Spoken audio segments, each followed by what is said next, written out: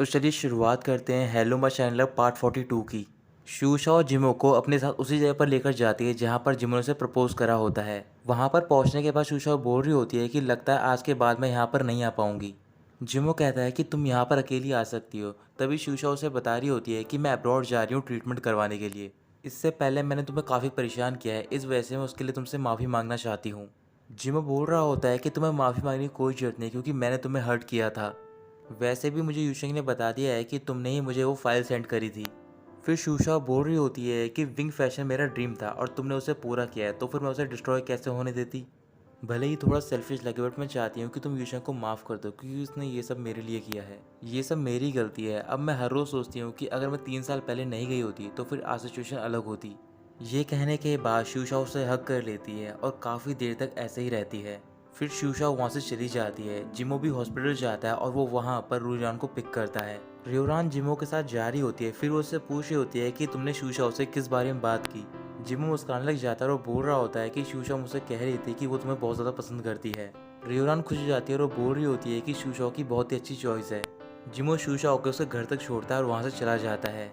शूशाओ के घर पे पहुंचने के कुछ देर बाद वहां पर उससे मिलने के लिए चेनफे आती है। वो काफ़ी गुस्से में होती है और रियोरान से बोल रही होती है कि अली ने मुझे प्रपोज किया था लेकिन अभी तक एक भी मैसेज सेंड नहीं करा उस दिन के बाद से।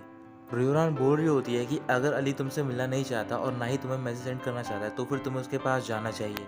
अगले दिन सिडा कंपनी में पहुंचता है तो फिर वो वहाँ पर क्वांशा के बारे में पूछ रहा होता है लेकिन क्वांशा वहाँ पर नहीं पहुंची होती। इसके बाद सिडा बाहर जाता है और वो देखता है कि क्वांशा एक बेंच पर बैठी होती है। फिर वो उसके पास जाकर उससे पूछ रहा होता है क्या तुम मुझसे कुछ कहना चाहती हो। क्वांशा काफ़ी इमोशनल होती है और वो बोल रही होती है कि तुम्हें तो काफ़ी रिलीफ मिला होगा कि एक हॉन्टिंग गोस्ट तुम्हारे पीछे नहीं है।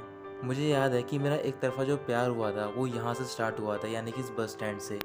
इसी वजह से मैं यहीं पर एंड करना चाहती हूँ। क्यों ना हम दोनों एक दूसरे को गुड बाय कह दें।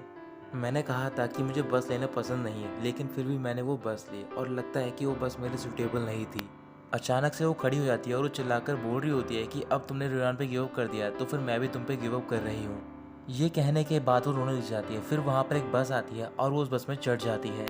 सिडा भी बस में चढ़ने जा रहा होता है। फिर क्वांशा उसे रोक लेती है और कह रही होती है कि हमेशा मैं ही तुम्हें फॉलो करती थी लेकिन आज तुम मुझे फॉलो कर रहे हो, इस वजह से मैं तुम्हें बस से बाहर निकाल रही हूँ जैसे कि तुम करते थे। फिर बस का डोर क्लोज होता है और वो बस वहाँ से चली जाती है। सिडा बस की ओर देख रहा होता है और उसकी आंखों में आंसू जाते हैं। फिर वो चिल्लाकर थैंक यू बोलता है। अली अपने घर पे होता है तभी उसके घर की डोर बजती है। जैसे ही वो डोर ओपन करता है तो फिर वहाँ पर चेनफे होती है। उसे देखने के बाद अली दोबारा डोर क्लोज कर रहा होता है लेकिन चेनफे उसे डोर क्लोज नहीं करने देती और वो घर के अंदर घुस जाती है। अली चेनफे से दूर भाग रहा होता है तभी चेनफे से रुकने को बोलती है और कह रही होती है मैं जानती हूँ कि मेरे अंदर बहुत सारी कमियां हैं लेकिन मैं तुम्हें पसंद करती हूँ। अली चेनफे के पास जाता है, उससे बोल रहा होता है कि मैं भी तुम्हें पसंद करता हूँ। तभी चेनफे अपना फ़ोन निकालती है और उसमें वीडियो रिकॉर्ड कर रही होती है और वीडियो रिकॉर्ड करते दौरान वो अली को किस कर लेती है। क्वांशा सोंगजियाओ से मिलने के लिए जाती है और वो हॉस्पिटल के बाहर होता है। काफ़ी देर तक बैठे रहने के बाद सोंगजिया बोल रहा होता है कि करीबन आधा घंटा हो गया है लेकिन तुमने कुछ भी नहीं बोला है। ख्वांशा कह रही होती है कि मेरा ब्रेकअप हुआ है और आज के बाद मैं किसी से प्यार नहीं करूंगी। सोंगजियाओ परेशान होता है, पूछ रहा होता है क्या तुम वाकई में किसी से प्यार नहीं करोगी। ख्वांशा हाँ कहती है और बोल रही होती है कि सिडा सबसे बेस्ट पर्सन था। सोंगजिया बोल रहा होता है कि तुम्हें सिडा क्यों पसंद है और वैसे ही मैं उससे काफ़ी बेटर पर्सन हूँ। तुम खुद ही देख सकती हो कि तुम मुझसे मिलने के लिए आई हो हॉस्पिटल में। ख्वांशा बोल रही होती है कि मैं तुमसे फीलिंग की वजह से नहीं बल्कि सिंपैथी की वजह से मिलने के लिए आई हूँ। सोंगजिया मुस्कुराने जाता और बोल रहा होता है कि भले ही तुम मुझे पसंद नहीं करती हो लेकिन मैं तुम्हें चेज करूंगा और एक ना एक दिन तुम मुझे पसंद करने लग जाओगी। ख्वांशा कुछ भी नहीं कहती और वहाँ से भाग जाती है। रियोरान तोंगतोंग से मिल रही होती है। तोंगतोंग उससे मिलने के बाद उससे माफ़ी मांग रही होती है। रियोरान तोंगतोंग को माफ़ कर देती और बोल रही होती है कि तुम्हें नया स्टार्ट करना चाहिए। फिर वो इसे एक कार्ड देती और बोल रही होती है कि तुम जाके इस डायरेक्टर से मिलना, तुम्हें यहाँ पर जॉब मिल जाएगी। ये कहकर रियोरान वहाँ से चली जाती है। उसके जाने के बाद तोंगतोंग वहीं पर रोने लग जाती है। बाहर पहुँचने के बाद रियोरान के पास यूशेंग का कॉल आता है और वो उसे मिलने के लिए बुलाता है। रियोरान रात को यूशेंग से मिलने के लिए जाती है तो फिर वहाँ पर यूशेंग उसे बता रहा होता है कि मैं शूशा को अब्रॉड लेकर जा रहा हूँ ट्रीटमेंट के लिए। इस वजह से मैंने तुम्हारे लिए एक स्पेशल वाइन का ग्लास मंगाया है। इसमें जो वाइन है वो साउर नहीं बल्कि स्वीट है। मैं तुमसे आखिरी बार मिल रहा हूँ और मुझे समझ नहीं आ रहा कि मैं तुमसे क्या कहूँ। इस वजह से मैं चाहता हूँ कि तुम मुझे इस वाइन की तरह याद रखो, बिल्कुल स्वीट। वैसे ही मैंने तुम्हारे लिए बहुत ज़्यादा ट्रबल क्रिएट की है, क्या तुम रिलेट करती हो मुझसे मिलना। रियोरान मना करती है और कह रही होती है कि मैं काफ़ी ग्रेटफुल हूँ क्योंकि शायद तुम्हारी वजह से मैं और जिमो काफ़ी करीब आ पाए। यूशेंग मुस्कुराने लग जाता और बोल रहा होता है कि मैं तुम्हारे प्यार के लिए सिर्फ एक कैटलिस्ट था। मैं तुमसे एक क्वेश्चन पूछना चाहता हूँ, अगर मैं तुमसे जिमो से पहले मिला होता क्या तुम मुझसे प्यार करती? रियोरान मना कर देती है। ये सुनने के बाद यूशंग थोड़ा सा उदास हो जाता है और वो कह रहा होता है कि वैसे मैं जिमो को पसंद नहीं करता, लेकिन मेरी लाइफ में जो दो ज़्यादा इंपॉर्टेंट पर्सन है वो दोनों ही उससे प्यार करते हैं। इससे ही पता चलता है कि वो कितना बेटर पर्सन है मुझसे। अगर तुम्हें फ्यूचर में कहीं भी मेरी हेल्प चाहिए हो एज अ फ्रेंड, तो फिर तुम मुझे कॉल करना। और ये कहकर वो चला जाता है। कुछ दिन बीत जाते हैं। सिडा अपने शूट पर होता है और वहाँ पर साथ में क्वांशा होती है।